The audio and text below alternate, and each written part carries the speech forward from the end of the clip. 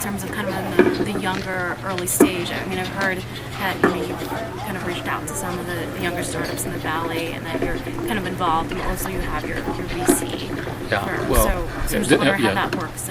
Well, first place, there's a doctrine of opportunity for corporations. So if Google is doing something, I personally can't do it. Okay. So Google has to come first, and we implement that quite routinely. So there's no issue. You have to be very, very careful about such rules for obvious reasons. So I don't think I've had any particular special role. Last year, as part of our policy, we agreed to accelerate our rate of acquisition of small companies. Because it's the fastest way to fill out some of these broader strategies. And in terms of like acqui-hires, or mainly finding certain products? Think of it as a 10-person team that has unique IP. Now, we have a 10-person team that could build that, but by the time they built it, it would take a year.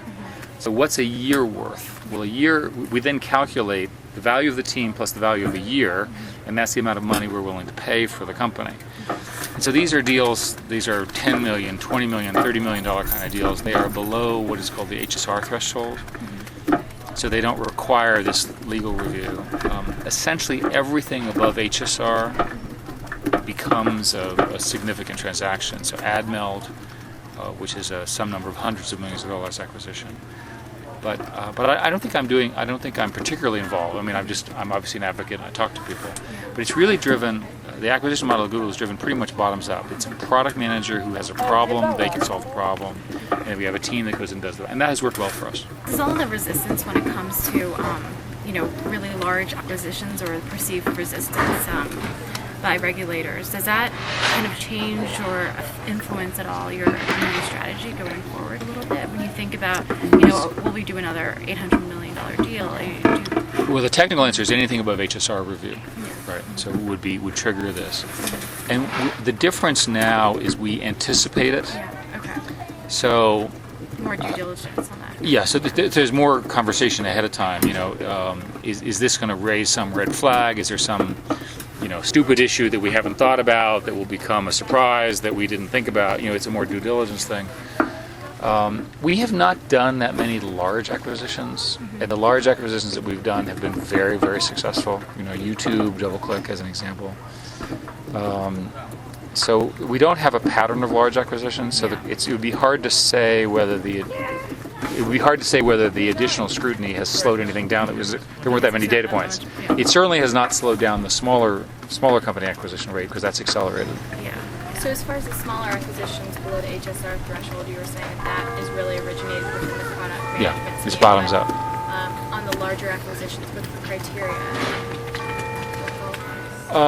Just finishing out the strategy. I mean, in AdMeld, Susan, who runs the ads business, made that recommendation. It was a no-brainer. The other executives just said yes. Because if you think about it, there's a diagram of everything we need, and we needed this piece to have another set of tools for advertisers. So it was a pretty straightforward decision. How are the priorities of Google going to be reflected in those small size acquisitions? I mean, you said you plan to acquire where it fills in kind of gaps that you need. Do you feel like the most gaps will be around maybe your social ambitions? Is it somewhere else? That has not been true up till now, so I would be speculating. Okay. I mean, so far it's been all over. But I mean, you could imagine the scenario where the social platform is so successful that you've got startups that are building on top of Google Plus that are so incredibly sexy and exciting that we would pay top dollar very fast. I mean, you could imagine that scenario. That's a scenario you want. Yeah, I think that's a great scenario, because then you're winning, and that, again, depending on what they are and so forth, might make sense, or it might make sense to let them exist separately. Facebook has Zynga on top of it, and Zynga, it didn't buy Zynga. They coexist, right? So that's a perfectly reasonable model.